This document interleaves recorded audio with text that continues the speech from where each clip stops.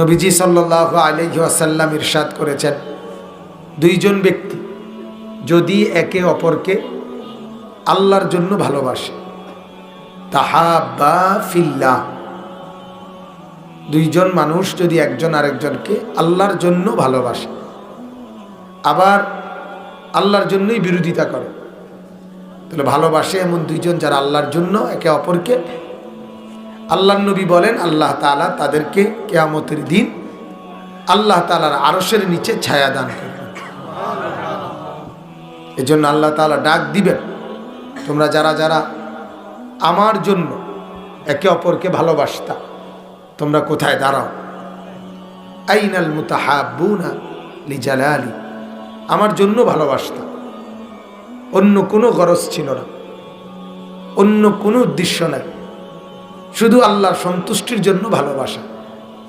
আল্লাহ তাআলা বলবেন তোমরা সব আমার আরশের নিচে এসে অবস্থান করো। সুবহানাল্লাহ।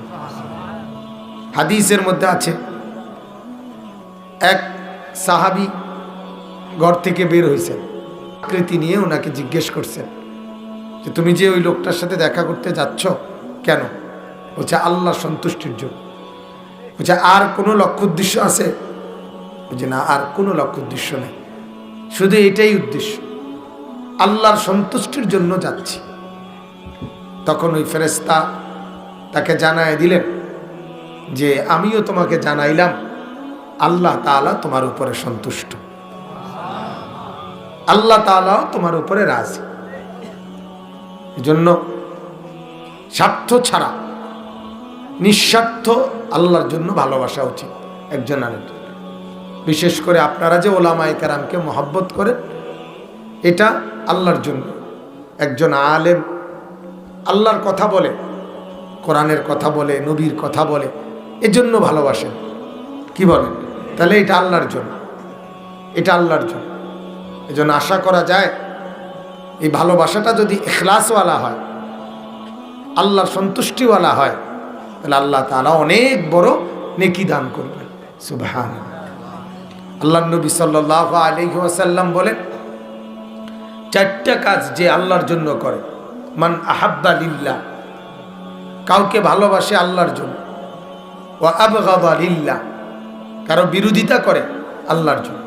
তুমি কুফরি করো, তুমি শিরিক করো, তুমি বেদাত করো, তুমি কবিরা গুনাহ করো, এজন্য আমি তোমাকে পছন্দ করি না।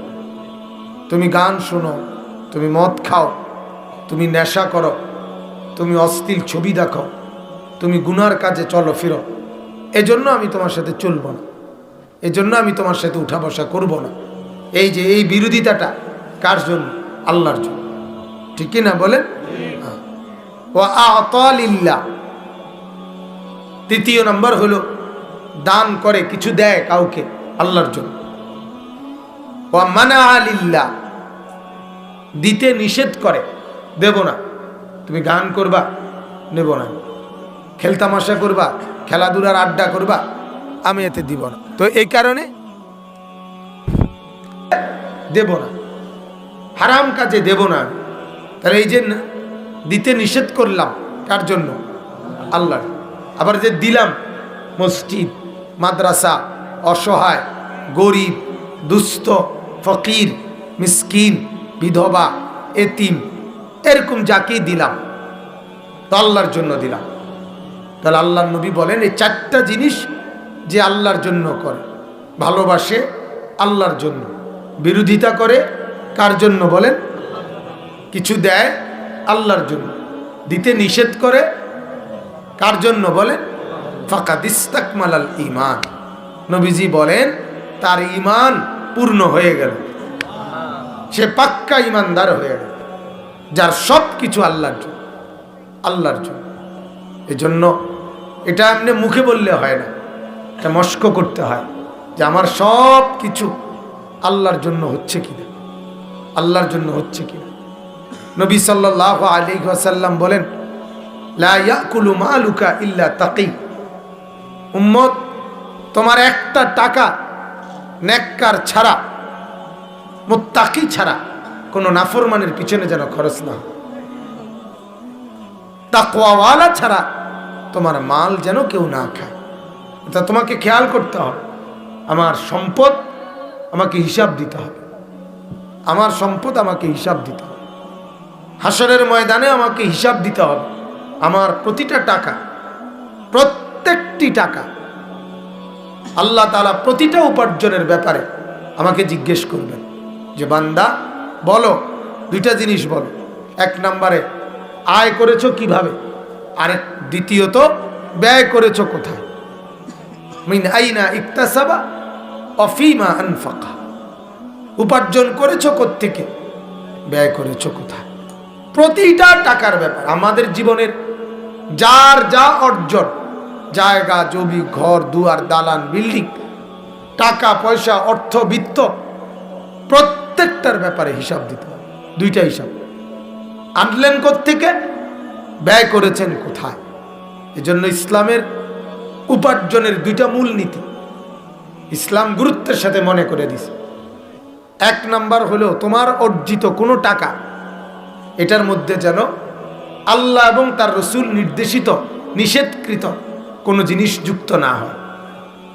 সুদ আল্লাহ আল্লাহ রসুলের নিষেধ, ঘুষ, মিথ্যা, প্রতারণা, ধোঁকা, ওজনে কম দেওয়া, পণ্যের গুণাগুণ সঠিক না বলা, চুরি, ডাকাতি, ছিনতাই, রাহাজানি, এরকম যত রকমের অবৈধ, এগুলো নিষেধ।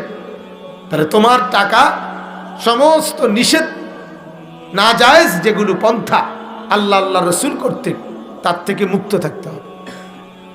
আবার তোমার এটা মনে রাখতে হবে, তোমার টাকার মধ্যে, তোমার উপার্জনের মধ্যে শুধু তোমার অধিকার না, আল্লাহ আল্লাহ রসুলের পক্ষ থেকে এই সম্পদের মধ্যে আরো অনেকের অধিকার আছে। এই টাকার মধ্যে আমার মা, বাবা, স্ত্রী, সন্তান, ছেলে, মেয়ে, ভাই, বোন, চাচা, জ্যাঠা, মামা, ফুফা, আত্মীয় স্বজন, পাড়া প্রতিবেশী, গরিব, দুঃখী, অসহায়, বিধবা, মসজিদ, মাদ্রাসা, এতিমখানা, লিল্লা বোর্ডিং, বিভিন্ন জায়গায় স্তর ভেদে, কোনোটা ফরজ, কোনোটা ওয়াজিব, কোনোটা সুন্নত, কোনোটা নফল, জাকাত ফরজ, সাদকায়ে ফিতির ওয়াজিব, এমনে দান সাদকা নফল। তো এরকম স্তর আছে, কিন্তু তোমার টাকা শুধু তোমার না, এই সব খাতে আল্লাহ আল্লাহ রসুলের নির্দেশনায় ব্যয় করা, এটা তোমার উপরে জরুরি। এটাও তুমি মনে রাখতে হবে, এটা তুমি মনে রাখতে হবে, এটা তোমাকে খেয়াল রাখতে হবে। তাহলে এই জন্য ইসলাম এটা খুব মনে রাখতে বলছে। তো আমি আপনাদের কাছে বলতে চাচ্ছি যে এই মহব্বত, এই আসা যাওয়া, আপনাদের সাথে আমাদের এই আসা যাওয়া, এটা আল্লাহর জন্য, ঠিক কি না বলেন? আর কোনো মাধ্যম নাই, আর কোনো কারণ নাই। আল্লাহ তাআলা যেন আল্লাহর মহব্বতে, আল্লাহর সন্তুষ্টির জন্য আমাদের এই সম্পর্ককে কায়েম রাখে। বলেন আমিন, বলেন আমিন। আমার একজন অনেক বড় মুরব্বী, বাংলাদেশের প্রখ্যাত একজন বুজুর্গ আলেম, খুলনার হযরত মাওলানা মুফতি নুরুল আমিন সাহেব দামাত বারাকাতুহু, অনেক বড় বুজুর্গ আল্লাহওয়ালা। হুজুর একটা চমৎকার কথা বলেন যে নদীতে পানি, জোয়ার ভাটা, জোয়ারও আসে ভাটাও নামে। যেই নদীতে জোয়ার ভাটা চলে ওই নদী বেঁচে আছে, ওই নদী এখনো জীবিত। কিন্তু যেই নদীতে জোয়ার ভাটা নাই ওই নদী কি মরা নদী। ঠিক উনি বলছেন আল্লাহওয়ালা নেককারদের সাথে, হক্কানি রব্বানি ওলামায়ে কেরামের সাথে যাদের এরকম আসা যাওয়া আছে তারা এখনো জীবিত আছে জোয়ার ভাটার মতো। আর যাদের আসা যাওয়া নাই তারা মরে গেছে, তারা মরে গেছে। যেন ওলামায়ে কেরাম থেকে বিচ্ছিন্ন যাদের ফ্যামিলি, যাদের জীবন, তাদের আপনি সুরত দেখলেই বুঝবেন, চলাফেরা দেখলেই বুঝবেন, সারাক্ষণ দুনিয়া লুবি, সারা। কারণ যাদের সাথে চলে ফিরে কেউ তারে আখেরাতের কথা মনে করায় না। বুঝেন নাই কথাটা? মনে করায় দেয়। ছেলেপেলেরা যারা নিজেদের বয়সী, এগুলোর লগেই নিজেরা নিজেরা ঘুরে, দেখবেন এদের চেহারা সুরতে, চলাফেরায় মানুষের কোনো সুরত নেই। মানুষের কোনো সুর। প্রস্রাব করে যে পানি নেয় না, এ মানুষ কেমন? কথা বলেন। এই 1 নম্বরই তো বাদ। এটা মানুষ কেমন? এটা তো স্পষ্ট জন্তু জানোয়ার ছাড়া আর কিছু না। যার শরীরে প্যান্টে লুঙ্গিতে পেশাবের ফুটা, এটা মানুষ কেন? কথা বলে। এ তো মানুষের প্রথম নাম্বার থেকে বাদ। সেজদা যার কপালে নাই, সে মানুষ কেমন? এ তো জানোয়ার। নামাজের সেজদা যার কপালে জোটে না, সে মানুষ হয় কিনা? আল্লাহ তাআলাই তো বলছে উলাইকা কাল আনআম, এটা জানোয়ার। তাহলে এই জন্য এটা বড় গুরুত্বপূর্ণ। এ আপনাদের ছেলে পেলেরাও দেখবেন, যারা মসজিদ মাদ্রাসা ওলামায়ে কেরাম নামাজি দিনদারদের সাথে উঠা বসা করে না, এদের জীবন সারখা।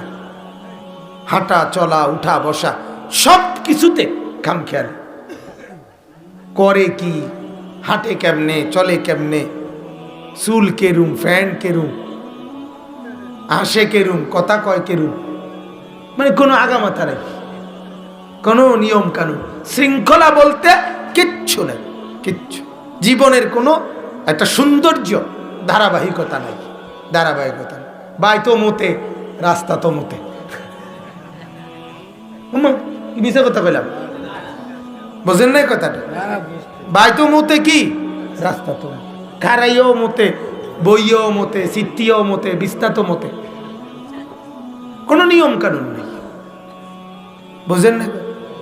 জোয়ান বেড়ি দেখলো আসে, বুড়া বেড়ি দেখলো আসে, কালা বেড়ি দেখলো এটার পিছে আড়ে, সুন্দর বেড়ি দেখলো এটার পিছেও আড়ে। আড়ো না নাইতে এর কোনো আসেনি কোনো হদিস। জিন্দগির কোনো নিয়ম কানুন নেই, নাফরমানের জীবনের কোনো শৃঙ্খলা নাই, পাপীর জীবনে কোনো নিয়ম নেই। হ্যাঁ, এই জন্য দেখেন, এই যে 3টা বাজে বাইর হইছে, রাত 12টা বাজে গেছে, ভাই টাউনের কোনো খবর নাই। কি করে 3টা থেকে 10টা 7 ঘন্টা দেখা গেছে এ শুধু মোবাইল টিপছে, বইয়ে বইয়ে মোবাইল টিপছে। এই ছবি চাইছে, বেড়ি চাইছে, বেড়া চাইছে, নাটক চাইছে, সিনেমা চাইছে, ফেসবুক চাইছে, এই সংবম। এরপর আইসা ভাত কতটি খাইয়া জানোয়ারের মতো শুয়ে গেছে। আসরের নামাজ কোথায়, মাগরিবের নামাজ কোথায়, ঈশার নামাজ কোথায়, ফজরের নামাজ কোথায়, কিচ্ছুর কোনোদিন 8টা বাজে ওঠে, কোনোদিন 9টা বাজে ওঠে, কোনোদিন 7টা বাজে ওঠে।